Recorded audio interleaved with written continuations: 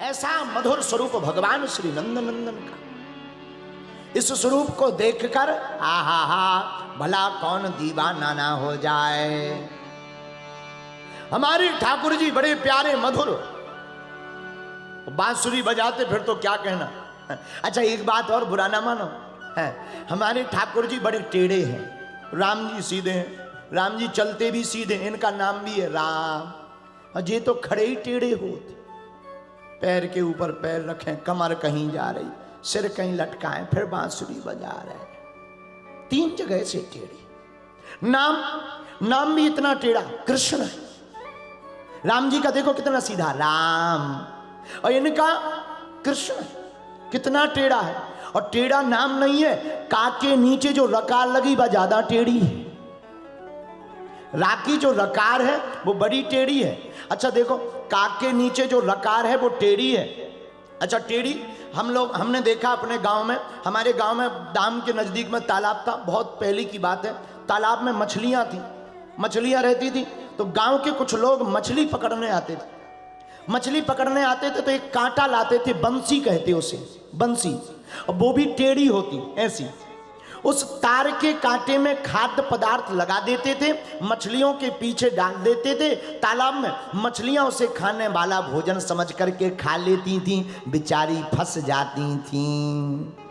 फिर करोड़ों उपाय कर लें पर वो मछली बंसी से निकलने वाली नहीं है, फंस जाती थी वो कितनी भी बलवान मछली हो। उसी प्रकार हमारे नंद नंदन श्री यशोदानंदन चितचोर भगवान कृष्ण कन्हैया है। इनके प्यार में जो एक बार फंस जाता है वो कितना भी उपाय कर ले वो निकल नहीं पाता है। तो कृष्णम वंदे जगत गुरुम। आहा, भगवान श्री कृष्ण जगत गुरु है। भगवान के स्वरूप को देख करके गोपियां विमोहित, पाना चाहती। अच्छा भगवान को कौन नहीं पाना चाहता।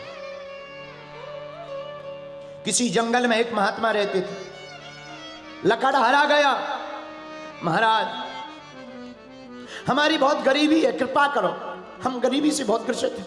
अच्छा चिंता मत, एक काम करो, जंगल में कहां जाते हो। महाराज उत्तर दिशा में 2 किलोमीटर की दूरी पर लकड़ी लेने जाते। एक काम करो, पश्चिम दिशा में 4 किलोमीटर की दूरी पर जाओ, कुछ अच्छा मिलेगा।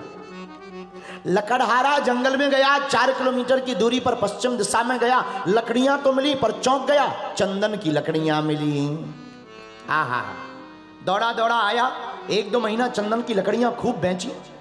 महाराज के महात्मा के पास आया, महाराज आपकी कृपा से चंदन की लकड़ियां मिल गई, हमारे तो भाग्य खुल गए, खूब बिक रही हैं और बहुत महंगी बिक रही। महात्मा बोले कितने किलोमीटर जाते हो जंगल में। 4। अब 8 जाया करो। 8 किलोमीटर जैसे ही जाने लगा तो क्या देखता है, सामने एक चांदी की खदान मिली। आहा, अब तो और गदगद। चांदी की खदान लेकर के आया, चांदी को बेचने लगा, बड़ा आदमी बन गया, अमीर हो गया। महात्मा के पास प्रसाद लेके गया, महाराज आपकी कृपा से चांदी मिल गई, हमारे तो भाग्य जग गए। महात्मा बोले कितने किलोमीटर गए थे जंगल में। 8। अब 12 जाना। अच्छा कुछ और है, और आगे गया, क्या देखता है, सोने की गुफा। अब तो और दिमाग खराब, बोला जय हो। अब तो सोचे कि उठाएं कि करें का, दिमाग खराब, इतना सोना करेंगे क्या, बेचेंगे कहां, कहीं चोर ना ले जाए, किसी को पता ना चल जाए। उसने बढ़िया गुफा को बंद किया, कुछ सोना जेब में डाला, बेचने के नाम से शराब की दुकान पे आया, सोना बेचा। वापस महात्मा के पास आके अब तो और ज्यादा लड्डू, मिठाई, आहा, रबड़ी, मालपुआ, थेपला, ढोकला, फाफड़ा, फेफड़ा इकट्ठा लेकर के, महाराज आपकी जय हो, आपकी कृपा से अब तो सोना मिल गया, सोना पर बताना नहीं। महात्मा बोले कितने किलोमीटर गए। 12। अब 16 जाना। कुछ और भी है। आओ महाराज इतना ही तो बिक नहीं रहा। नहीं 16 जाना, आपकी जय। दूसरे दिन 16 किलोमीटर गया, अब हीरा मिले, हीरा। भागा आया, बोले अब तो महाराज हम पागल हुए जा रहे हैं।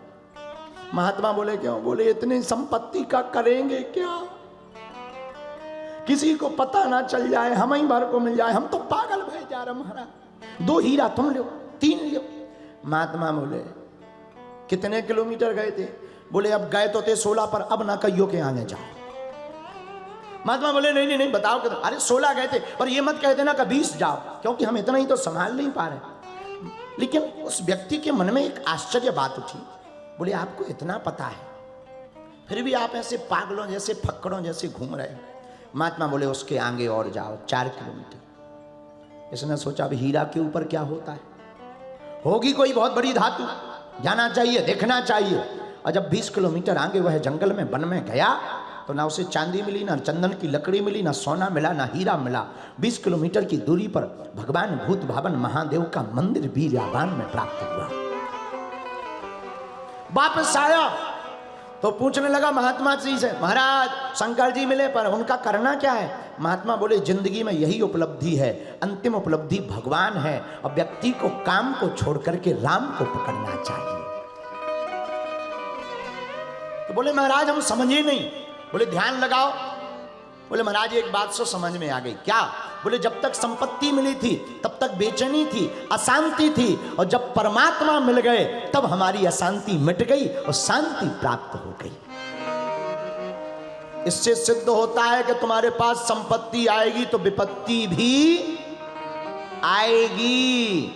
कुछ लोगों के पास तो इतना हो जाता है कि वो सोचते हैं खर्चा कहां करें। और एक बात बुरा मत मानिएगा, हम लोग दिन रात लगे हैं पैसा कमाने, पैसा पैसा पैसा पैसा पैसा। दिन जिन्हें देखो महाराज धन मिल जाए, अर्जी लगा रहे धन मिल जाए, महाराज नौकरी हो जाए, महाराज बिजनेस चल जाए, धन धन धन। और जब मरते हैं तब लिखता है निधन, मरते हैं सो निधन लिखता।